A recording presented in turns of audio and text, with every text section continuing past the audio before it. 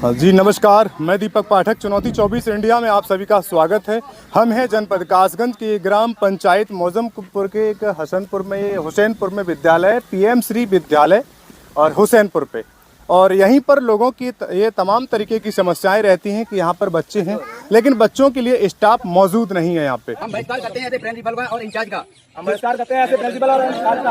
हम अपने बच्चों को स्कूल नहीं भेजेंगे। इससे तो बढ़िया प्राइवेट में एडमिशन करा देंगे हम अपने बच्चों का, और अपनी पंचायत का एक भी बच्चा यहाँ नहीं भेजेंगे। बच्चे हमारे यहाँ पीएम 3 स्कूल विद्यालय है, तो उसमें पढ़ाई जैसे समस्या ये है कि बच्चों की शिकायत है कि जो प्रिंसिपल हैं योगेश, पूरा नाम बताइए। योगेश कुमार कुशवाहा जी हैं प्रिंसिपल यहाँ के। अच्छा। वो कभी हफ्ते में एक दिन आते हैं, आधे घंटे के लिए, और हाजिरी देके और चले जाते हैं। अकेले मास्टर हैं तो वहाँ पढ़ाई नहीं हो रही है, तो हमने जाके कई बार देखा है, बच्चों से भी पूछा है, तो बोलते हैं कि यहाँ पे तो वो एक दो दिन के लिए आते हैं और चले जाते हैं। क्या नाम है तुम्हारा? प्रशांत। कौन से स्कूल में पढ़ते हो? सरकारी। स्कूल का नाम क्या है? पीएम श्री प्राथमिक विद्यालय। पीएम श्री प्राथमिक विद्यालय। अच्छा, तो आप कौन सी क्लास में पढ़ते हैं? 5 में। क्या परेशानी रहती है आपको, ये बताइए। पढ़ाई नहीं होती। पढ़ाई नहीं होती? प्रिंसिपल कौन है वहाँ? योगेश कुमार कुशवाहा। अच्छा, वो आते हैं स्कूल में? एक दिन आए। कब से? तब से स्कूल खुला है। ये बच्चे इधर उधर घूमते हैं, केवल स्कूल में एक ही टीचर हैं जो होरीलाल जी हैं, वही आते हैं। एक ही टीचर है? एक ही टीचर है। कितने बच्चे लगभग पढ़ते हैं? बच्चे लगभग होंगे कम से कम 90 बच्चे होंगे कम से कम। अच्छा। मैं गांव हुसैनपुर से, मेरे बच्चे भी पढ़ रहे हैं उसमें। मैं कई बार जीवाराम और इनके साथ गया हूँ देखने भी, तो केवल होरीलाल सर आते हैं। उनके वे अकेले उन पर देखभाल होती नहीं, उसके बाद भी उन पे गाँव का काम भी दे देते हैं। अच्छा। गाँव का काम करो। हम कई बार शिकायत करने के बाद महीने में 2 महीने में जाएं तो 1-2 बार आते हैं, केवल हाजिरी चढ़ाई रजिस्टर पे, उसके बाद चले गए। लेकिन ग्रामीणों की जो समस्याएं हमने आपको सुनाई, लेकिन हम यहाँ पर अभी बात करेंगे। उनका कहना है लोगों का कि स्कूल में सर योगेश कुशवाहा सर हैं, स्कूल में नहीं आते। लोगों का ऐसा कहना है। यहाँ पर सभी ग्रामीण भी खड़े हुए हैं, एक बार दिखा दीजिए। और यहीं पर हम बात करेंगे सर से कि ये आरोप जो लग रहे हैं कि वो सही हैं या गलत हैं, या फिर ये समस्या क्यों बन रही है। जी नमस्कार सर। नमस्कार जी सर, ये आरोप लग रहे हैं कि आप स्कूल में नहीं आते हैं, और बच्चे यहाँ पे कितने बच्चे हैं? हाँ, इस समय स्कूल में 87 का नामांकन है। 87? हाँ, 2 बच्चों का एडमिशन आज हुआ है जी, तो 89 बच्चे हो गए। अच्छा। हाँ, लेकिन सर ये आरोप लग रहे हैं कि आप नहीं आते हैं और स्कूल में एक ही टीचर हैं, इसका सॉल्यूशन क्या है सर? लेकिन बच्चों की जिंदगियां तो हैं।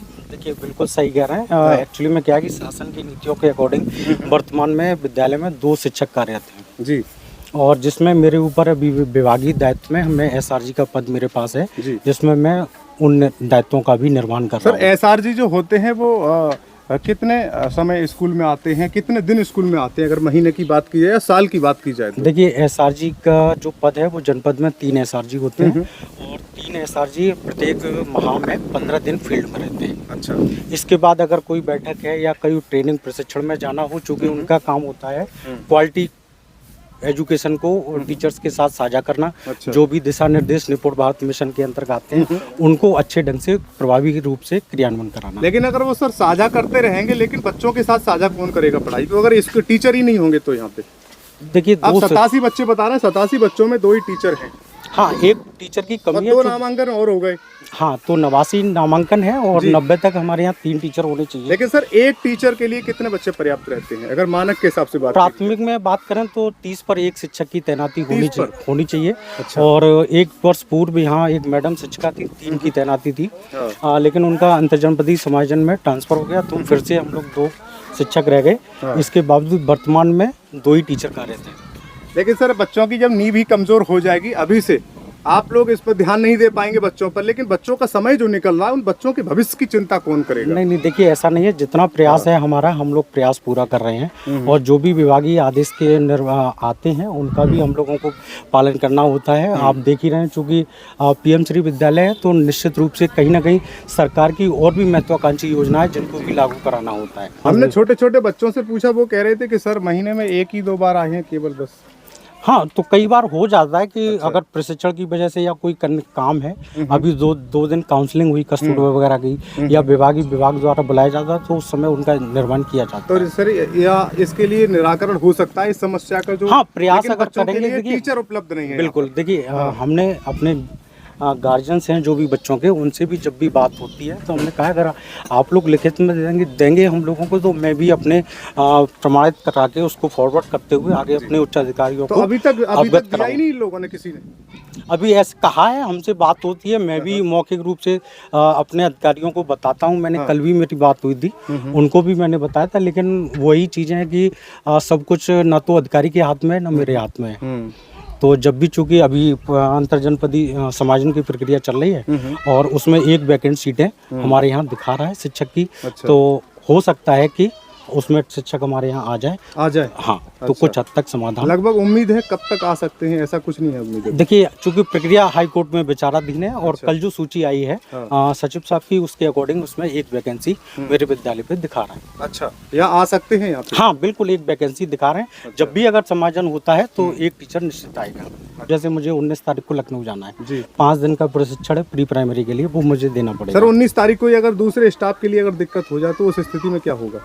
तो वो अवकाश लेंगे। इसके अलावा जो भी हमारे न्याय पंचायत में जहाँ शिक्षक अधिक है वहाँ से उनकी तैनाती की जाएगी वहाँ उस दौरान के लिए। अच्छा, तो अभी तैनाती कर सकते हैं यहाँ पे किसी की? इस तरीके से नहीं, जब कोई अवकाश पे जाएगा जी, चूँकि विद्यालय बंद होने का प्रावधान नहीं है, न हम लोग बंद कर सकते हैं। अगर विद्यालय में शिक्षण कार्य है और विद्यालय खुलता है तो कहीं से अगर कोई आपातकालीन अवकाश पे है या छुट्टी पे है तो हम वहाँ से दूसरे अन्य विद्यालय से शिक्षक को लगा सकते हैं उस दौरान जब कोई शिक्षक अवकाश पे होता है।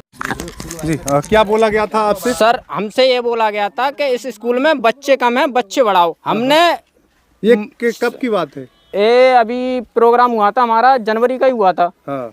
तब की बात है। मास्टर साहब ने बोला कि इसमें बच्चे बढ़ाओ, बच्चे कम है। हमने दूसरे स्कूल से प्रधान वाले से चंदवा से कटवा के 10 बच्चों का नाम इसमें लिखवाया। जब इसमें पढ़ने के लिए हमने लिखवाया, जब बच्चे ही नहीं, मास्टर साहब ही नहीं आएंगे तो हमारे बच्चे पढ़ेंगे क्या? अब हमने उससे भी कटवा लिया, इधर से भी कटवा लिया। इसमें पढ़ाई नहीं होगी तो क्या करेंगे हमारे बच्चे? खुरपे ही खांसी छोलेंगे ना। यही बात है। ये जो कह रहे हैं कि बच्चों के नाम कटवा करके इस स्कूल में एडमिशन कराया, उसके बाद ये दोबारा स्थिति बन रही है कि यहाँ से भी नाम कटवाने। देखिए, ऐसा नहीं है। हम लोग चूँकि स्कूल चलो अभियान का 1 अप्रैल 2026 से शुरुआत हुई थी, तो उसमें हम सभी शिक्षकों का ये प्रयास रहता है कि गांव में जितने भी हमारे 6 से 14 साल तक के बच्चे हैं उनका 100% नामांकन विद्यालय में हो। और उसी के तहत हम लोगों ने प्रयास किया था कि विद्यालय में अधिक से अधिक नामांकन किया जाए और हम लोगों ने ग्रामीणों को मोटिवेट किया था। तो प्रयास हमारा यही रहता है। रही बात शिक्षण कार्य की और टीचिंग की, तो देखिए ये मैंने आपको पहले भी बताया कि कहीं ना कहीं शिक्षक की जो कमी है उसको विभाग द्वारा अवगत करा दिया गया है और आने वाले समय में हो सकता है कि वो हमारा प्रयास सफल रहे और शिक्षक की तैनाती एक और की मिल जाए। ओके, धन्यवाद। आपको? मेरे बच्चे 2 पढ़ने आते हैं जी सब का। इसमें तो लेटरिन बंद पड़ी है, मैं देख के आया हूँ खुद। और कबाड़ देखो अंदर कितना है, इसमें पशु बांधने ला कितने इतने हो रही है घास है इसमें। अच्छा, हाँ, क्या बच्चे पढ़ेंगे और क्या यहाँ पे सांप कीड़ा कितने निकलेंगे? यहाँ पे कोई है जिम्मेदार? साफ नहीं है, नहीं है साफ। आपको जैसे अभी लोग अंदर बता रहे हैं कि शौचालय बिल्कुल चौक पड़ा हुआ है, बंद पड़ा हुआ है। देखिए, बंद नहीं है। एक तो साफ सफाई के लिए अपने गांव में अगर हम बात करें, मैंने कई बार बात भी की है, सफाई कर्मी तैनाती नहीं है यहाँ जी।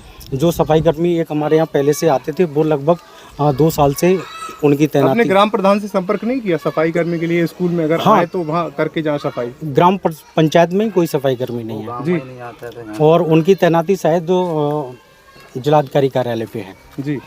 और तब से यहाँ कोई है नहीं। बाकी जो भी हमारा प्रयास रहता है बुला के किसी से उनके द्वारा ही सफाई करवाई जाती है। और अब चूंकि कई बार वो मिलते हैं नहीं मिलते हैं एकदम। तो जी भैया, क्या नाम है आपका? जी राहुल।